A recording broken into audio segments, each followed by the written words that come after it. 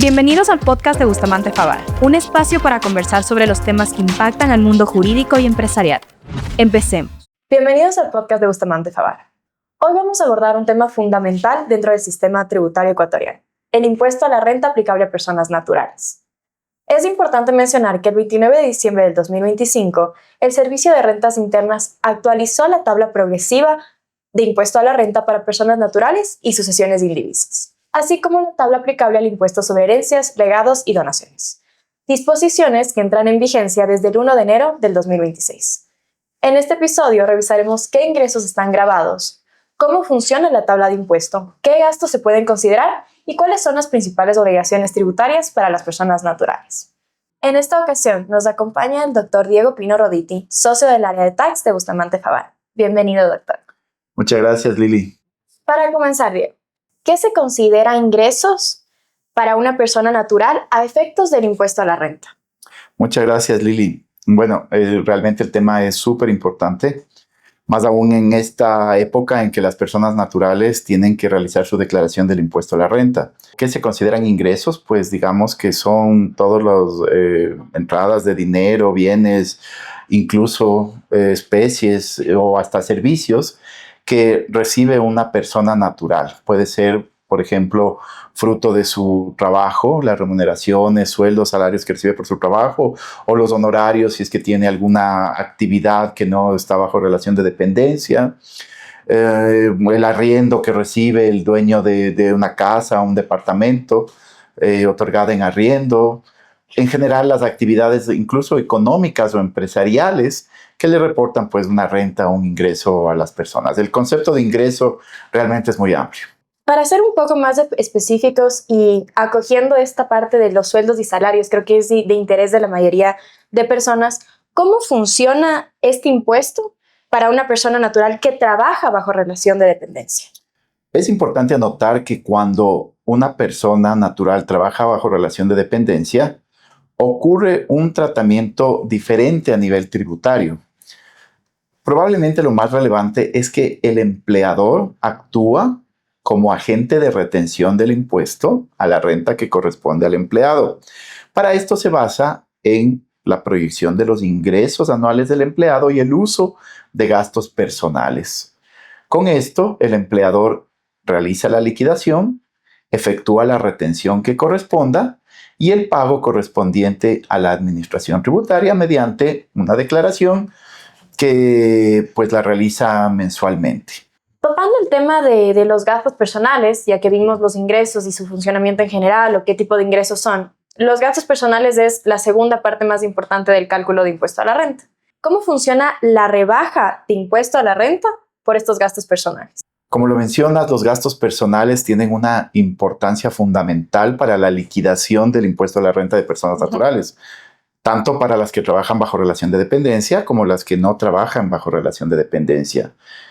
Los gastos o el uso de gastos personales es un beneficio que está establecido en la ley desde hace mucho tiempo, si bien desde hace algunos años, prácticamente desde el año 2021, se lo limitó y modificó. Tú mencionabas que hoy por hoy es una rebaja. En efecto, los gastos personales en la actualidad no tienen el uso de un gasto deducible como tal, sino una rebaja que se la puede utilizar con posterioridad a la liquidación del impuesto a la renta, casi como un crédito tributario. ¿Y qué tipo de gastos se pueden considerar como gastos personales? Y sobre todo, ¿qué requisitos la legislación contempla para poder justamente efectuar esta rebaja y no esta deducibilidad que ahora ya no está en nuestra legislación? Perfecto. Hay que tomar en cuenta que para que un gasto, digamos de manera general, pueda deducirse de cualquier actividad económica, el principio general es que tiene que guardar relación con dicha actividad económica, es decir, tiene que servir para obtener, mantener o incrementar una renta gravada. Con los gastos personales, mejor dicho, ocurre una excepción. Son gastos que, como su nombre lo indica, son de índole netamente personal, no guardan relación con la obtención de renta gravada. Y por lo tanto, como decía anteriormente, son un beneficio. ¿Qué tipo de gastos personales se pueden utilizar?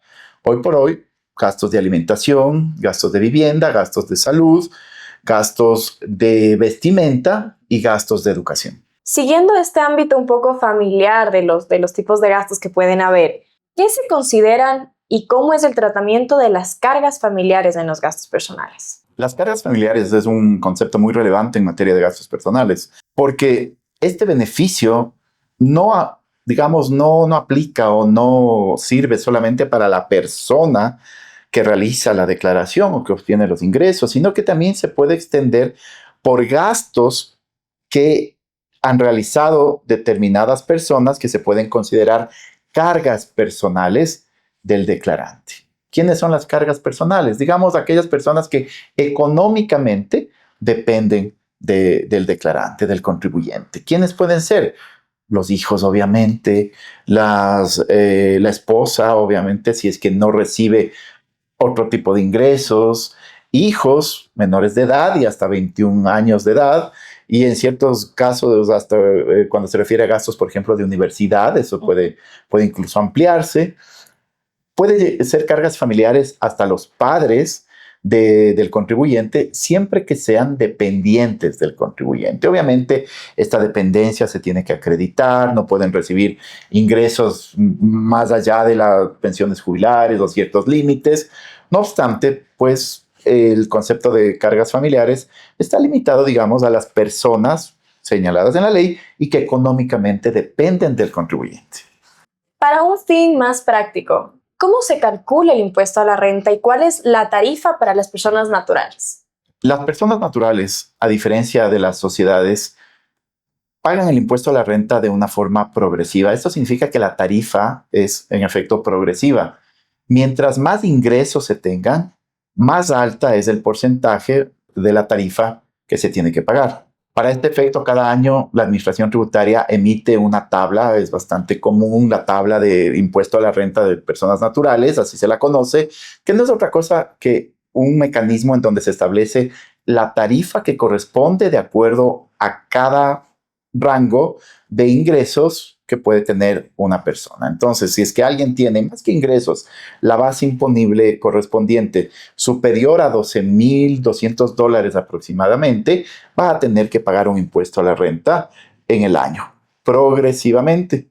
Si es que tiene menos de este valor, menos de 12,000, no tiene que pagar impuesto a la renta. Digamos, es lo que se conoce como una fracción básica que no se encuentra grabada. Ahora bien, en esta tabla, lo que incluimos es la correspondiente base imponible del impuesto. Es decir, recordemos el concepto de base imponible, el monto o el valor sobre el cual se aplica la correspondiente tarifa.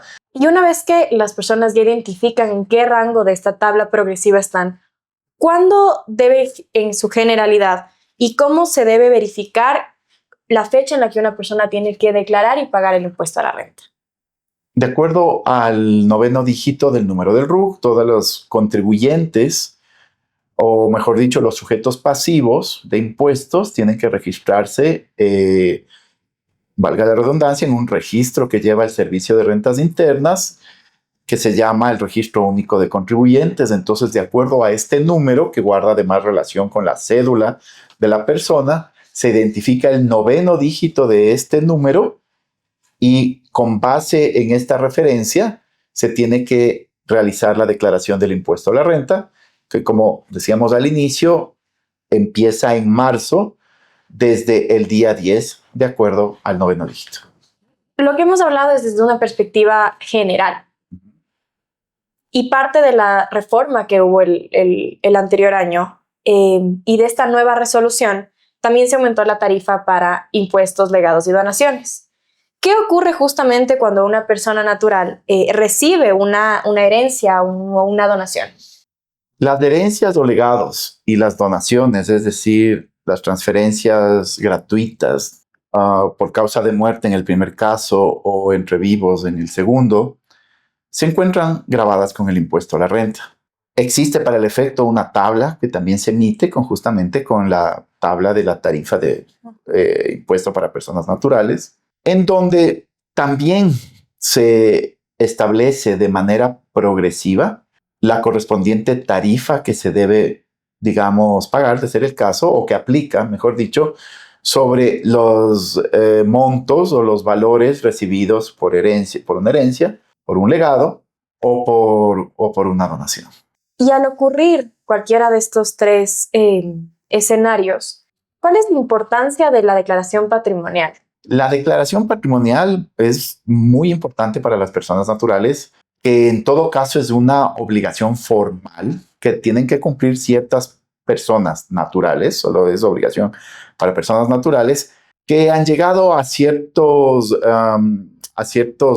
parámetros o condiciones que establece la ley. Hoy por hoy, si alguien tiene un patrimonio mayor a $200,000 o $400,000 en sociedad conyugal, ya tiene que hacer una declaración patrimonial.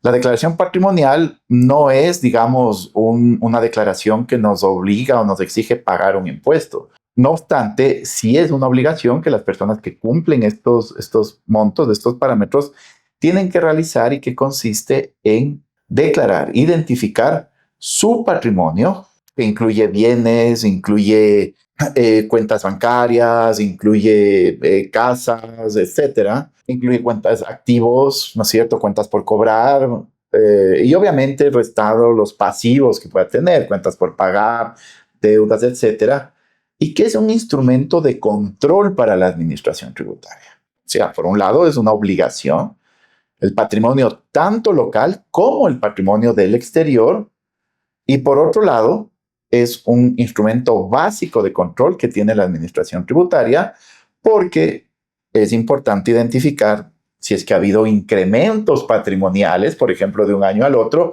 que pueden ser fuente del impuesto a la renta si no se los puede justificar. En conclusión, ¿qué deben considerar las personas naturales para cumplir con sus obligaciones tributarias y, sobre todo, qué deben tener en consideración ante un incumplimiento de estas formalidades? La obligación o el deber de presentar la declaración del impuesto a la renta y pagar el impuesto que corresponda, de ser el caso, es una de las más importantes que tenemos como contribuyentes. Se deben considerar muchas cosas como personas naturales, todos los ingresos que tenemos, tomando en cuenta que para personas naturales los ingresos pueden ser o provenir de muchas fuentes: relación de dependencia, actividad empresarial, rendimientos financieros, como decía, arriendos, etc. Debemos considerar todas las fuentes generadoras de ingreso para incluirlas en la declaración del impuesto. Obviamente, se debe incluir también y considerar todos los gastos que guardan relación con la obtención de esa renta, y también los gastos personales para beneficiarse de la correspondiente rebaja. Por supuesto, se tiene que tener claro cuál es la tarifa correspondiente, hacer un cálculo adecuado. Normalmente esto requiere cierta asistencia profesional, más aún si se trata de digamos, ingresos que pueden ser más o menos altos, o que pueden ser patrimonios más o menos altos, porque otro tema importantísimo, que algo lo dijimos, pero debemos tener en cuenta, es la relación entre el patrimonio con los ingresos que se incluyen en el impuesto a la renta. Todos estos son elementos que utiliza la administración tributaria para verificar que haya una organización y una coordinación entre ingresos, patrimonios, gastos, etc. Las consecuencias de no hacer o hacer mal la declaración de impuesto a la renta pueden ser muy graves. Las multas, en primer lugar, una multa del 3% por mes del impuesto que se causó, por ejemplo, por mes o fracción de mes, y eso puede ser bastante alto. Y si es que la administración tributaria realiza una auditoría o una determinación, que por supuesto lo realiza todo el tiempo, además puede establecerse una sanción, un recargo del 20% del valor que no se hubiese pagado o no se hubiese calculado debidamente. Por eso nuestra recomendación siempre será que se haga primero la declaración del impuesto a la renta en los plazos que se tiene que hacer. Y por supuesto, este es un tema en el que el área tributaria de Bustamante Favara presta permanente asesoría a nuestros clientes, y estamos a las órdenes para resolver cualquier duda que pueda existir sobre este importante asunto. Diego, muchas gracias por este espacio. Ha sido una conversación llena de aprendizajes. Este ha sido un capítulo más del podcast de Bustamante Favara. Nos vemos en la próxima. Síguenos y comparte para mantenerte al día en temas legales clave.